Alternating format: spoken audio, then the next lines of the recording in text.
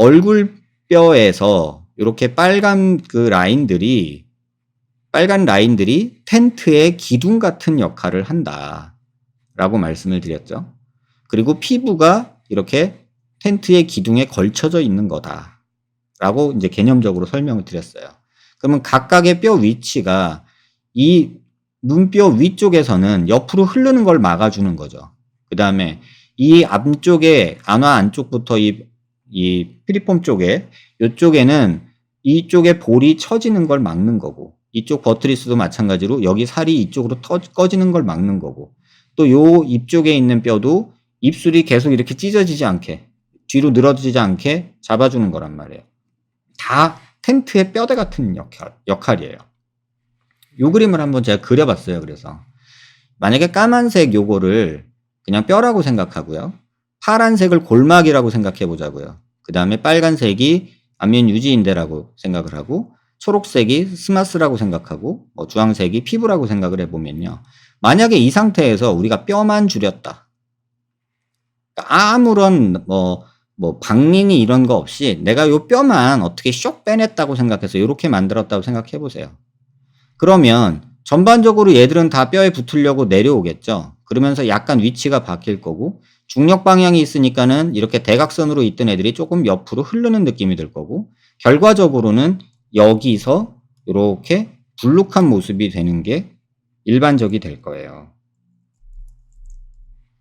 요 두께가 여기 수술하기 전보다 두꺼워지는 현상이 생긴다. 물론 여기는 불룩한 게 꺼지겠죠. 뼈가 없어졌으니까. 요 뼈가 줄어들었으니까 여기는 튀어나온 게 줄어들었지만, 여기는 오히려 이 살이 늘어지면서 결국 어디선가 걸려서 어딘가는 불룩한 느낌이 생긴다. 요게 처짐이다. 뼈 수술로 인한 처짐이다. 유지인대 어쩌고저쩌고 설명할 게 아니다 라고 저는 생각을 해요. 그리고 또 하나 그림을 그리면, 이거 되게 좀 무식한 그림인데 그냥 낙서하듯이 그려봤어요. 그냥 이해하시는데 도움이 됐으면 좋겠어요. 만약에 까만색 박스가 뼈라고 생각하고요. 겉에 이렇게 패딩으로 된, 솜으로 된 이런 옷을 덮어놨다고 생각해 보세요. 그러면 솜이 덩어리가 5개가 있다고 생각해 보세요. 그런데 여기를 뼈를 이렇게 깎았어요. 그러면 요 5개 있던 패딩이 쭉쭉쭉쭉 늘어지겠죠. 그러면 여기는 길어져요. 이게 이상한 게 아니죠. 볼륨이 주니까 여기에 이만큼 들어있었던 될 애들이 떨어지겠죠. 중력 방향으로. 어디론가 흘러서 여기는 더 길어지겠죠. 워낙에 얘보다 더 길어지겠잖아요. 이게 볼륨 변화에 의해서 이렇게 되는 거예요.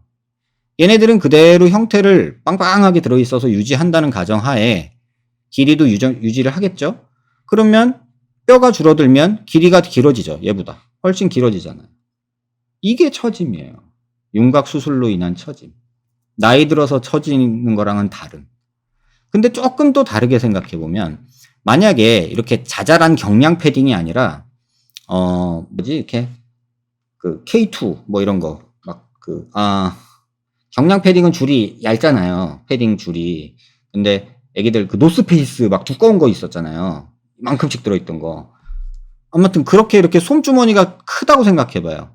그러면 솜주머니가 크면은 이렇게 박음질 되어 있는데 이렇게 움푹움푹 딤플이 있죠.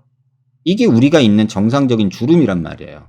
근데 이것도 마찬가지로 이렇게 뼈가 없어지면 똑같이 길어져요. 그렇겠죠? 솜이 빠방하게 들어있다는 전제하에. 그러면 이렇게 된단 말이에요. 그럼 여기서 또 하나, 아까처럼 똑같은 그림인데 여기서 만약에 이 솜이 아니라 이 녀석이 솜이 좀 무게가 있고 흐물흐물하고 어디로 쏠려 빵빵하게 들어있는 게 아니라 이렇게 기울어지면 일로 쏟아졌다가 이쪽으로 하면 이렇게 쏟아졌다가 이런 녀석이라고 한번 생각해 보세요. 그러면 똑같은 상태에서 형태를 유지하지 못하고 이렇게 처지는 부분에서 여기가 뚱뚱해지고 여기가 얇아지겠죠. 여기 살이 일로 쏟아지니까. 그러면 여기가 쏟아지면 여기에서 잡고 있던 안면 유지 인대나 박음질해 놓은 데에서 여기만 불룩해지는 현상이 나타나요. 그리고 또 이 밑에도 마찬가지로 여기는 얇아지고 여기는 불룩해지죠. 요거를 이해하시는 게 좋을 것 같아요. 단순히 유지인대라는 어떤 그 아주 뭐 의미가 없는 건 아니지만 그걸로 이런 처짐을 설명하기보다는 뼈가 볼륨이 없어져서 늘어지는 걸 설명하는 데는 사실은 이 그림이 더 맞다는 생각이에요. 지금까지 우리가 논문에서 보는 유지인대니 뭐니 하는 것들은 전부 다 정상적인 에이징 노화로 인한 거예요. 그래서 그걸로 설명하기에는 조금 어려워요. 왜냐면 굉장히 시간이 많이 걸리는 작업이고 그 표정을 많이 짓거나 아니면은 뭐 얼굴 계속 뭐 이렇게 안 처지게 붙잡아 놓고 물구나무로 서서 걸어 다니는 사람도 있다고 치면 또는 달나라 가서 사는데 중력이 뭐 있어요. 그러니까 안 처지겠죠. 예를 들면 덜 처지겠죠.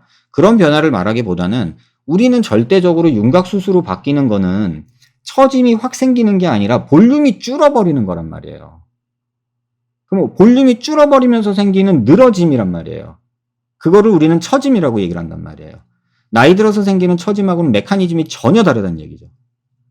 그래서 요거를 이해를 하셨으면 좋겠다는 생각이 들어요.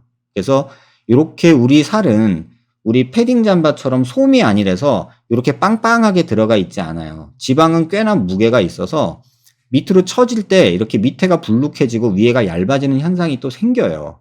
그리고 이게 나이가 들면 들수록 이 주머니가 더 힘이 없으면 더 많이 늘어질 거예요. 근데 유지인대는 이러면서 계속해서 스트레스를 받고 이렇게 불룩해질 거예요. 늘어나기도 하고. 이게 짬뽕이 돼서 나타나는 거죠. 그래서 행간에 그런 말 있잖아요. 그러면은 윤곽수술을 하면은 노화가 더 빨리 오나요?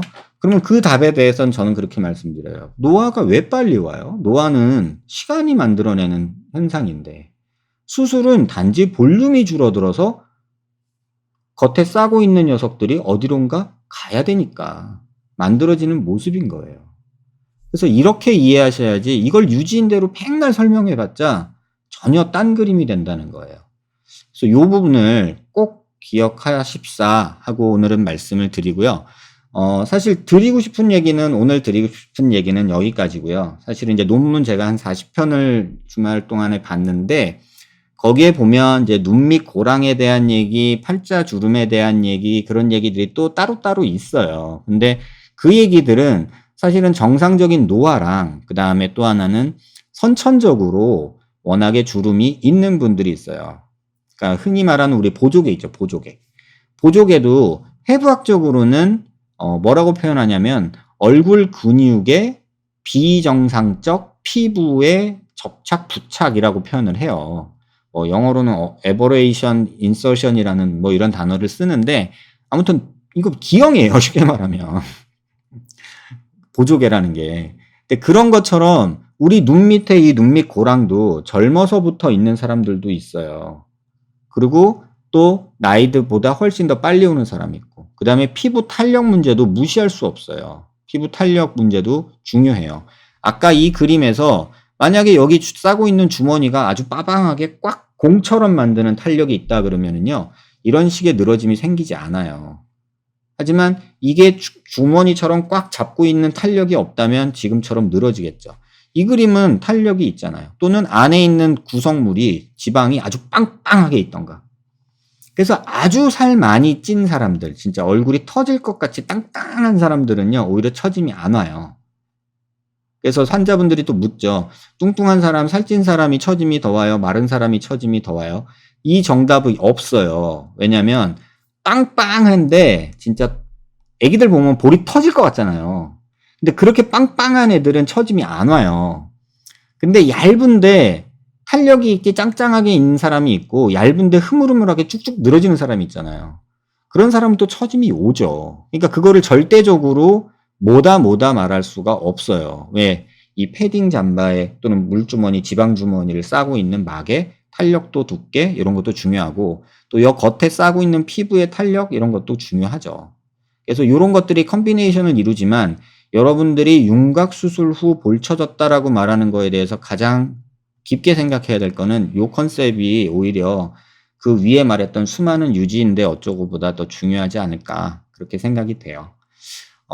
그냥 마지막 얘기만 기억하셔도 돼요, 여러분은. 그래서 안에 복잡한 구조가 있대. 근데 뼈가 줄어서 살이 남아서 노는 거고 남아서 늘어지는 거야. 라고 생각하는 게 오히려 맞지. 뭐 안면 유지인대가 끊어졌으니까 그걸 어떻게든 뼈에다 붙여야지. 뭐 뼈를 상방 고정해서 뭐 어쩌고 저쩌고 해서 뭐 이거를 이겨내야지 뭐 이런 식으로 너무 생각하기 시작하면 조금 더 힘들어질 거라는 거예요. 왜? 설명이 안 되는 용어 갖고 설명을 하니까. 무슨 말인지 알겠죠? 그래서 도움이 됐으면 좋겠고요.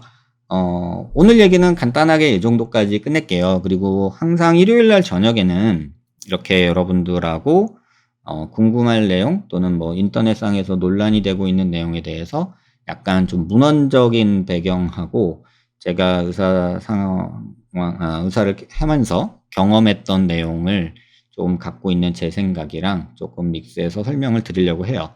그래서 궁금한 거 있으시면 이렇게 글 남겨주시면 제가 답변 드리도록 할게요.